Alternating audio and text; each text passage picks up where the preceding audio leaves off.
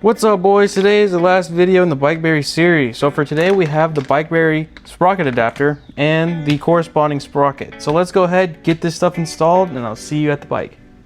Now here's the bike in question. Y'all haven't seen much about this bike, but it's a future project, so this sprocket is going to be going on the back end of this. This torque converter is going to have a lot of torque, and that normal rag joint that comes in most motorized bike kits is not going to hold up to all that torque. So incoming the BikeBerry Sprocket Adapter. We're going to have a key inside this hub that we're going to cut and on the sprocket adapter to make sure that we don't have any slip in this wheel. So let's go ahead, take off that wheel, and I'll meet you at the bench. Here's our makeshift bench. Let's go ahead and get these parts unboxed. All right, here's the key we're going to use. I just cut this off of the torque converter, so that's just for there. And this guy isn't really cut or anything. Let's just go ahead and slide her out of the box. Bag. Look at that thing. Nice and shiny BBR Tuning down there. And this guy does need to be cut. So right here, and boom. We are gonna have to notch our own keyway, either down here or up here. Haven't decided, don't really think it matters. But let's go ahead, mock this thing up. Let's make a line, and let's go ahead and use our makeshift mill over there and cut a keyway for this. Okay, I got my milling bits right here, and this one should be the right size. So yeah, that looks decently similar. Yep, this is the one. Let's go ahead and start cutting. All right, I know this isn't ideal, but my cross slide vise, which I had, I ordered one and it was huge. It was way too big. And I returned that, ordered a new one, hasn't came in time. So this is my new cross slide vise. So yeah, we'll see how this goes. I cut myself last time using this. It was a while ago, but we will try, and wish me luck. Keyway is cut. I did slip a little bit right there and right there, but other than that, she's good. Keyway is done. It's pretty good in there. And now let's go ahead and take care of the other one. Now for the other side, on the rim, I think we're gonna have to go for something a little different. I think we're gonna have to go for this Dremel right here. Got one right there, and my camera is blocking my bits. All right, I got a Walmart special Dremel kit right there. Whole bunch of random bits there, and yeah, don't need a polishing bit. So we'll pick one of these and I'll meet you at the rim. Not going too good right now. Every single bit I've used in this Walmart special tool kit or kit right here has literally dulled the exact second I've touched the freaking rim. Okay, I might have to go make a hardware store run, go get the right bits, because all I have are like wood bits, and I don't do wood. You can see somebody has tried using metal with that. It was probably me. Honestly, I don't know. So let's go get some metal bits and I'll be back.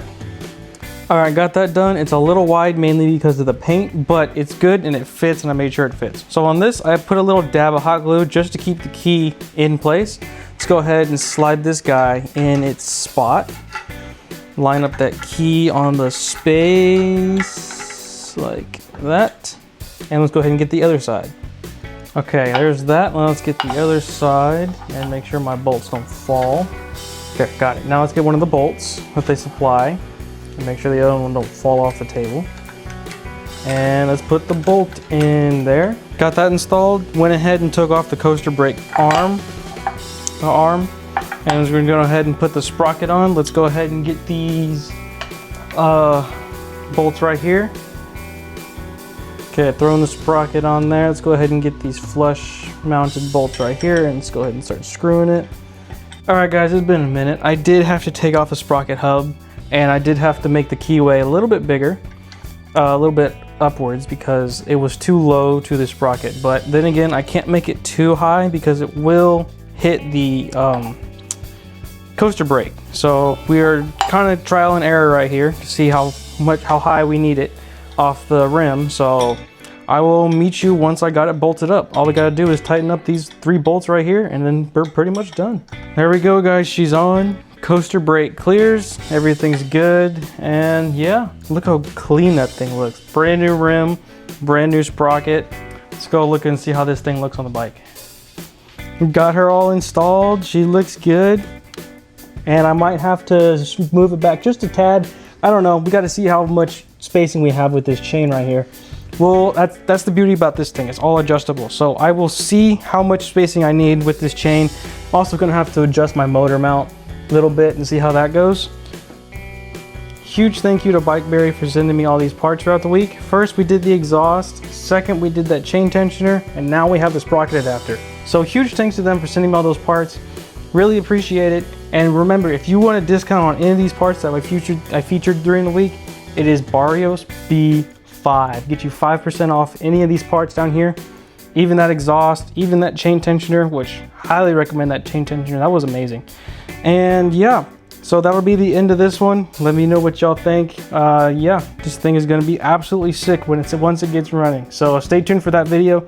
It'll be a huge, long, probably hour-long special getting this thing running. So stay tuned for that. Also, I just saw this. So those you mini bike folks, stay tuned for that.